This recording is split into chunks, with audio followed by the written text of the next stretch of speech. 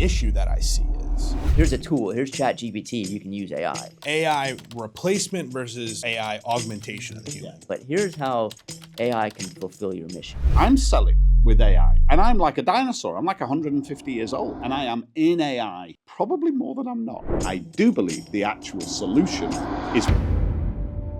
You've been in the space for forever. Yeah. Right? You've been fine-tuned, hyper-fixated in the space. Let's say a year ago, right? 1 full year from today. How was your opinion changed on AI from then?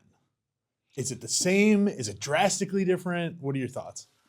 Do you know, it's one of those few... It's a great question, Rob. Thanks for that. It's one of those few things that isn't disappointing me. I'm ascending. My level of interest and excitement is ascending. I mean, it's not a rocket ship. And yeah, I run into challenges like everybody else, but it is, I just steadily get more and more excited by the applications, by the possibilities. One of the things, I also find it terrifying, right? So it's two sides of the same, sword cuts both ways, right?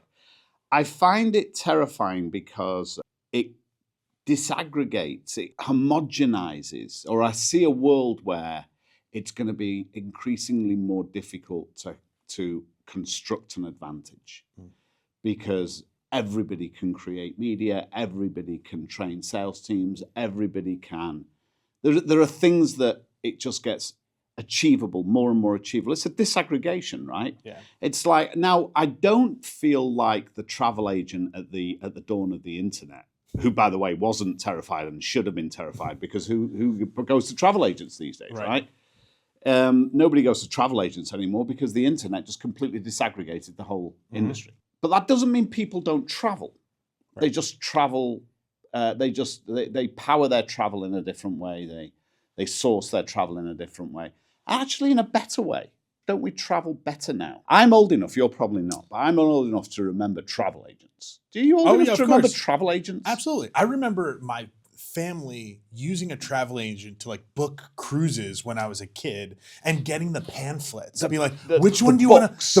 The books. I mean, how much joy came from the dreaming that went as you turned the pages in those holiday brochures, right? You could go skiing in Val Thorens or something, and you're lucky, you're turning and dreaming. You dream in a different place now. You dream on the internet rather than turn those. I think actually the experience isn't as good as it used to be. The experience of selecting a holiday and transacting to buy a vacation, I don't think it's as good as it used to be. That could just be rose-tinted spectacles. But I do believe the actual solution is way better. Now we're in control of it. Yeah. Now we've pulled it into pieces. I can buy a flight, I can get an Airbnb, or I can get a hotel, and I can construct an absolutely bespoke. It's simple. Without a doubt. I think the biggest portion of this, like any technology revolution, right? From the dawn of cell phones, whether they were hand crank, the wheel, right? fire. It's been personalization through and through. Yeah. Right? The web gave us a level of personalization, right? E-commerce gave us a level of personalization. Now artificial intelligence gives us a level of personalization that is so hyper personalized. Yeah. Right? And it's so specific to you. Yeah. That was something that was unachievable when you looked through a book or looked through a pamphlet or looked at an encyclopedia to find a specific word and what it meant, or et cetera. Yeah. So I think that change in how the technology interacts with the human has just been an acceleration of personalization, having an experience that's built for you. Yeah. I wonder if in that improvement, the market size actually grows. I think it does. Yeah. I think if the outcomes improve, then the dollars available improve. So the market size grows. And the reason I'm asking myself that question is I'm now thinking about a world of AI sellers, which I don't believe is necessary. I think there is a world where AI does a lot more selling, for sure. And absolutely, I'm already seeing an increasing, ever increasing, accelerating world where AI is supercharging selling. Yeah. That's happening every day. I see that, and at an accelerating pace. I don't know if we're going to get a world of AI sellers or AI exclusive sellers. I think there's going to be AI sellers, but not AI exclusive sellers. So I want to dig into this a little bit. Yeah. AI replacement versus AI augmentation of the human, right? Sounds like you fall a little bit more on the augmentation of the human to enable them to either be better, sell more, interact, engage, personalize to a degree. Yeah. That I think is going to be the path for what I'd say the foreseeable future, right? 3-ish years. How many? 3, maybe 5. I think maybe 5. Well, it's already now. Right. I mean, there's AI augmentation right now. Me, I'm selling with AI, and I'm like a dinosaur. I'm like 150 years old, and I am in AI probably more than I'm not. That's a bit crazy, really. But I am in AI a lot, and my team is in AI. Actually, my team aren't in it enough. Actually, they need to embrace this a little bit harder. Yeah. Well, maybe I'm just I like these new novel things. I think near term, 5 years, AI augmentation. It's already now, and it's still going to accelerate. Does it ever tip to where it's AI replacement? You're the expert on that, but I'm not sure. And I think it depends on what you're selling. Yeah, I think 100% what you're selling, without a doubt, right? If I'm selling a widget or I'm selling a product, right? Like that's menial and a quick purchase, right? Transactional. Rather than relational. Absolutely. I think AI kind of eats that market for sure. And it's already happened. It's already happening. Right? We see it across the board on whether it's an e-commerce page, whether it's a services page that's very baseline and there's not that deeper relationship that needs to happen. I think that those are getting gobbled up right now. That's today. Yeah. In the long term, I do think that there's probably going to be this weird dynamic where you as an individual have an accompaniment with an artificial intelligence that you just gravitate toward, have cultivated over the years, or becomes your, AI assistant partner, whatever you want to call it. Could it even be an avatar? I don't think it's smart to make it pretend it's me. The dishonesty involved in that is never going to pay off. I think you get a yin-yang effect, right? Where one side is you, the other side is the artificial intelligence, right? Hyper creative guy, right? Blue sky thinker. I would need an artificial intelligence that's more data grounded, right? And my evil twin. Yeah. Or, your better half. Or just my depends better on half, however you want to say. But what is it Sam Altman says? He says it's the age of the idea guy, right? I'd like to think I'm not as smart as you, but I'd like to think that I've got that blue sky thinking. This is interesting because I hire those guys that keep me grounded, right? They're in my team. Oh, I don't like the idea that they're going to get replaced. There's a human part of me that's like, oh, I'm not sure about that. If you could, you would keep the humans that are grounded, that are data and analytics driven and really focused in your own organization. Would you extend a version of yourself that they would have 24/7, 365 access to so that they can vet an idea, get validation before they ever came to you? Would I? Yeah. I'd pay for that. I mean, that's the guy that could be answering their questions whilst I'm sipping a pina colada at the beach. Right? 100%. How fantastic is that? Yeah. That doesn't feel like 5 years, though. That feels like 8 years. Okay. I don't know. What do you know better? You look at it every day, and you even see the acceleration. And I get the hockey stick. I do. It just feels like that world that you just described isn't an evolution from where we are. It feels like that is a different path from where we are. I think it's a step on that exponential growth. It becomes this digital replication type of thing. And I bring this up because I want to talk about what relationships are like in this age of AI, right? There's going to be an interpersonal relationship that you have with your employees that's very, very different than an external relationship that you have with a potential customer or a current customer, right? Or a current customer who has a problem that contacts this synthetic version of you, hypothetically, right? Well, if I do my job right, then I'm provocative in the market. So my synthetic version of me is going to go and find them. Ideally, right? So it's like, it's not just receiving the ball, it's catching the ball. Absolutely. Right? One of the things that excites me for my client, excites me and terrifies me, because again, how do you create a competitive advantage, is the prospect, and it's near term, I think, of outbound dialing. Outbound dialers, AI avatar outbound. As soon as the voice gets more conversational, as soon as we can erode that lag to whatever a human lag is in a conversation. I don't know.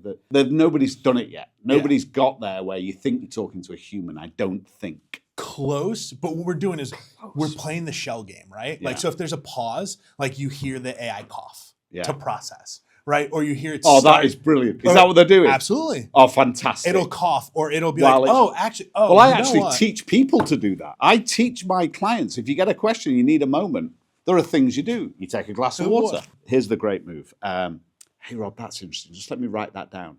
While I'm thinking, let me write that down. I'm going to write that down. And that's my move. That's my cough. My cough, if I need a moment to process, because humans need to process too, right? Is the write down. Oh, that is brilliant. That's the shell, thin veil that's happening. I think we'll get there where there's a level of lag that gets reduced to the point of the AI almost feels like it's in a real conversation with the human. But how does that manifest itself in building a real relationship with a customer?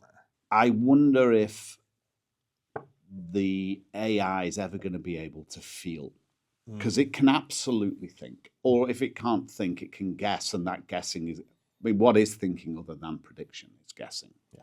Nietzsche's and those people have been essentially have been concluding in this way for 1,000 years. I wonder if it can think, thinking being prediction. Will it ever feel? Will it ever have empathy?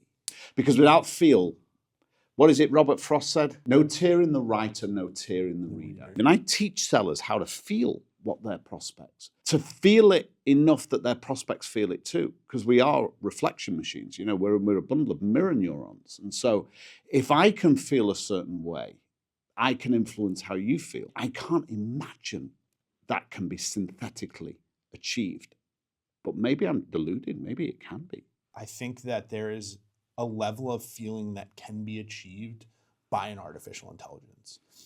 The issue that I see is that feeling the right feeling, right?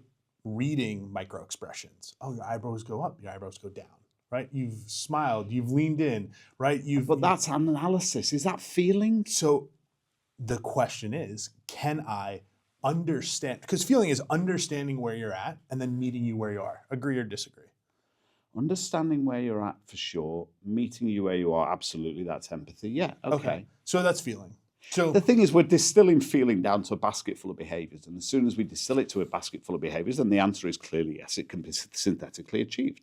So is it just a basket full of behaviors? Is it micro expressions? And will they be able to lead that feeling? And again, that comes down to how you teach it. Eyebrow goes up. I need to move the feelings in this way. You know, I'll buy that we'll get there. I'm not convinced we'll get there soon. That feels like a real leap. I agree. Listen, and the only reason I say this is because we internally use meeting assistants, right? Oh, yeah. And one of the meeting assistants that we have has sentiment analysis in it. Oh, yeah, we do. Yeah, right? That's right. What words? Which one do you use? Tone, inflection. I don't want to talk about it on camera and give a plug. Okay. So we have a conversational intelligence tool that we put into all our clients. Sure, that analyzes the sales call so that we can coach to it. And we've actually taught the conversational intelligence tool our methodology. Makes perfect sense. So that it gives you an actual analysis. It even gives a score. A+ on that, Carlos. Could have done better on your pain funnel, Carlos. So we have that conversation.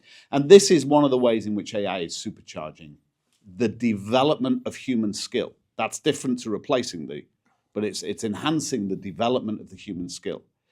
It isn't replacing the development of the human skill, and it's certainly not replacing the human skill, but it is supercharging the development of the human skill. Absolutely. And that's, we have a conversational intelligence tool.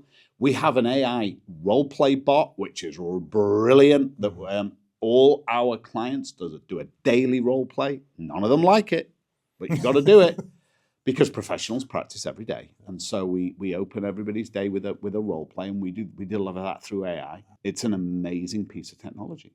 People are saying to me, I try and bring great lead generation disciplines into a client. Now that lead generation looks like different things, different people, but I actually still believe in old school cold calling. And I meet a lot of resistance. Why? Because most of the clients I work with, they don't want to receive a cold call, so they don't want to make a cold call. And I get it. And there's something, and there's something honest about that. That's great. But let's not fool ourselves. There is going to soon be outbound dialers that are going to do it synthetically en masse. Absolutely. And they're going to be as good. And what I say to my clients is, hey, listen, this is going to happen. So imagine a world where every one of your competitors has got outbound dialing happen to your market and you've not. Are you going to feel good or bad about that? And of course, everyone says, no, if that's the world, then I want to have that. I want that weapon in my arsenal. The companies, the teams that win that game are the ones with the best data set for human-to-human interactions. The one that can train that model with human conversations. So I'm telling all my clients right now, if you've not got an outbound desk, you need an outbound desk. You need BDR function. And you need to be recording every one of those calls. Whether they get one lead or not, I want the data set to be able to train the synthetic outbound dialer when we can access that synthetic. The people with the best data set wins in that first arms war of AI. Yep. I'm curious if you see that same arms war of AI. 100% agree. I think that for the most part, it's already here. What I will augment to your message to the clients is you need not only the good, but you need the bad. Such a good point. Yeah, you want to know what works and what doesn't work. Exactly. Yep. And that's then a formidable trained AI. Exactly. Outbound dialer. So whatever I think happens moving forward, the relationship portion of how humans interact is going to change drastically. And I think the only way we can predict what actually happens is getting in the tools early and building the future that we want versus the future that's handed to us. So thanks for the time. Thank you, Rob. Carlos, Manish, thank you for being here. thank you for the We've invite. known each other over 5 years. We both joined. I joined Visage with our esteemed executive coach, Georgianne. And I've watched you provide so much insight to CEOs and other leaders. I would love to hear, now you've gone on your own Visage journey with Carolina as well.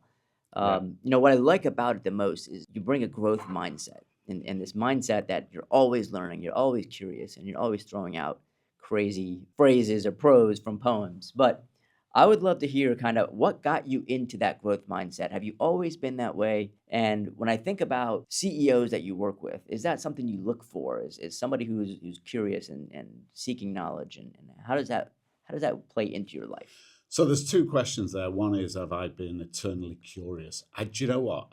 You just made me think about it. I kind of have.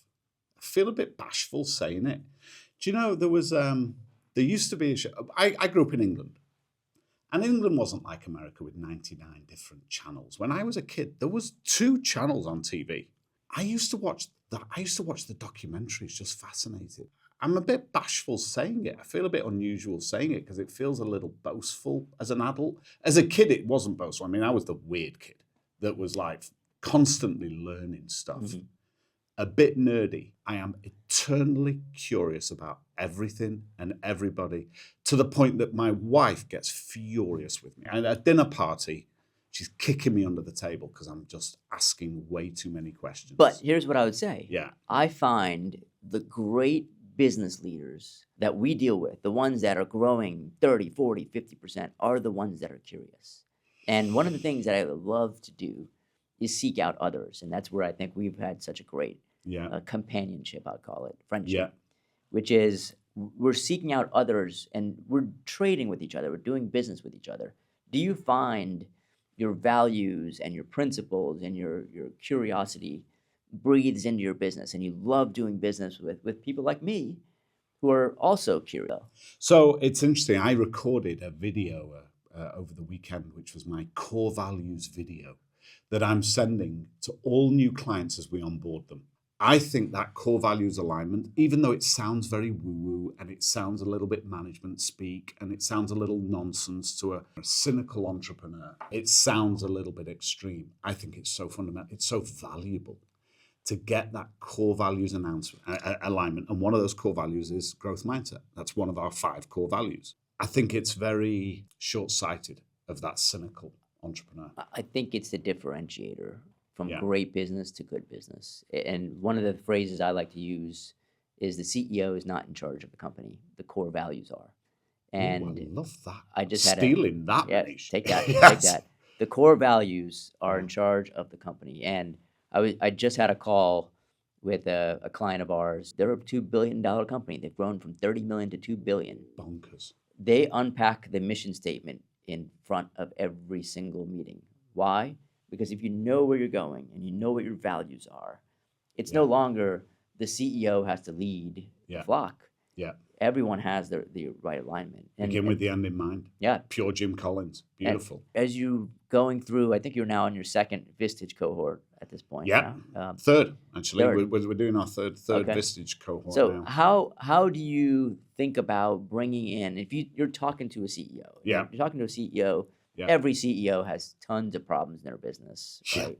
We're not all alone. We're not doing this ourselves. So how do you talk to that CEO that's coming into one of your groups and saying, I want to teach you about mission and purpose and core values, and I want you to learn not just here's a tool, here's ChatGPT, you can use AI, but here's how AI can fulfill your mission. What's the process you use to even maybe gatekeep who should be in your group and who shouldn't? So with respect to AI in particular, I have this fortunate position that I am a walking, talking avatar for the kind of entrepreneur I want to work with, right? So I am that guy.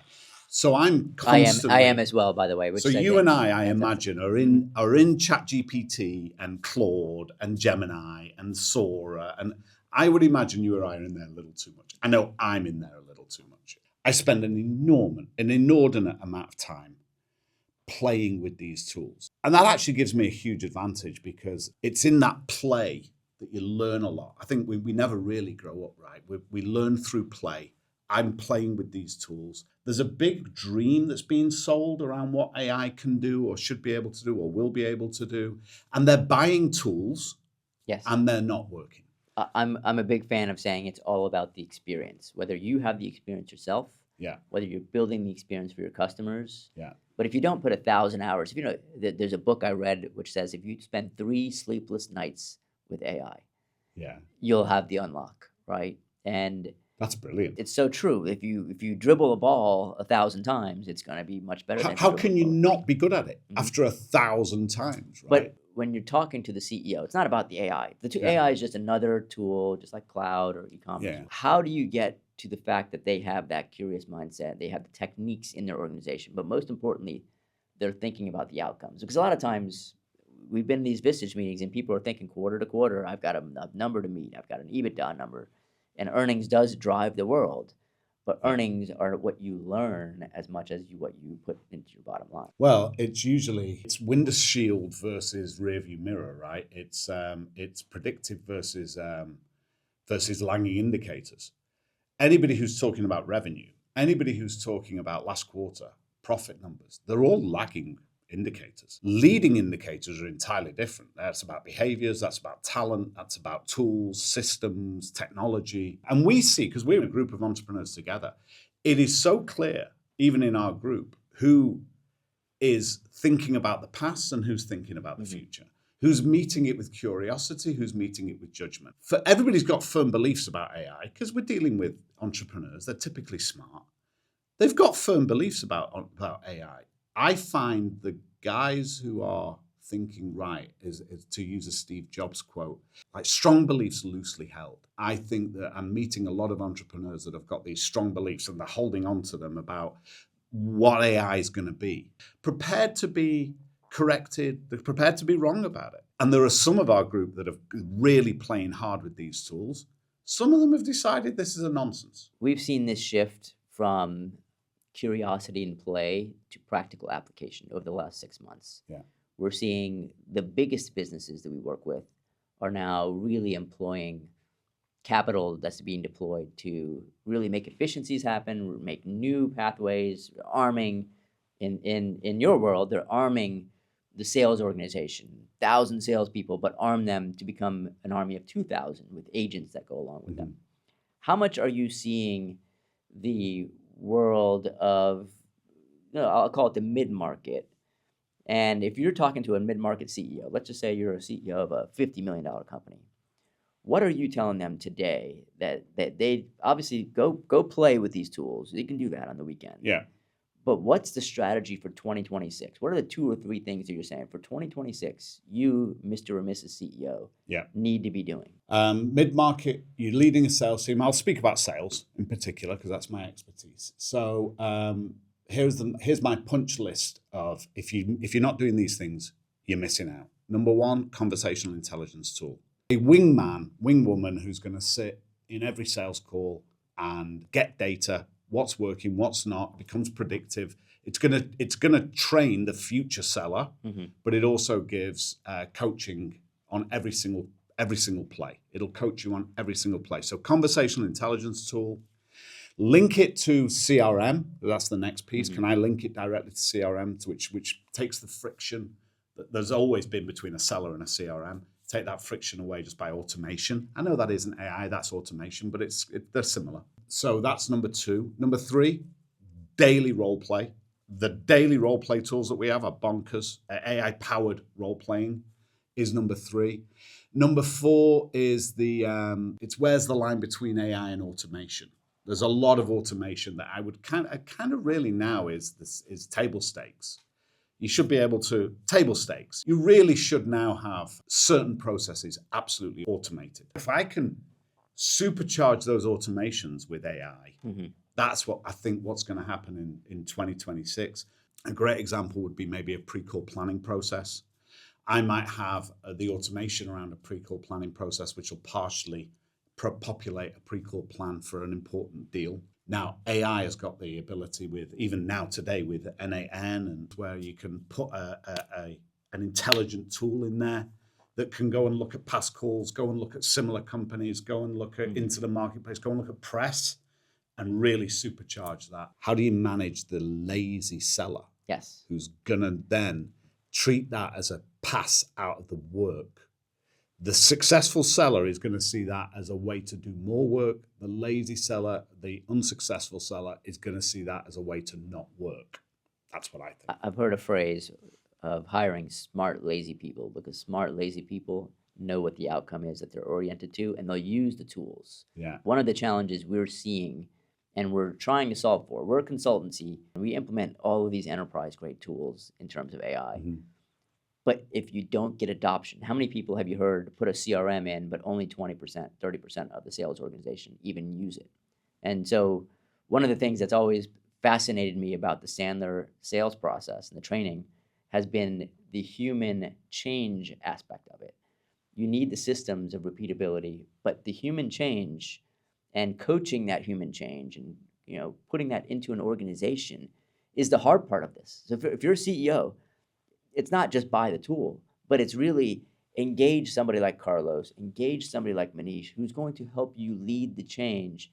And that's moving humans from no to yes, or from yes to no, and saying, to your point, it can't just be a tool that does all my job. I still have to do twice as much work. The 2026, we can do all the tools. We can have a role play tool, we can have a conversational tool, but we need to capture, as a CEO or as a C-suite executive, how am I going to actually make this change happen, and have a really good game plan for that. Accountability. What you've just described is accountability. Accountability is the special sauce. Because without accountability, behaviors don't change. And without behavior change, nothing happens. Tools don't matter. Tools don't matter. Carlos, thank you for joining us today. Really great to talk to you about entrepreneurship and leadership and coaching and all the things that sales organizations need. Looking forward to doing more of these with you. Brilliant. Thank you.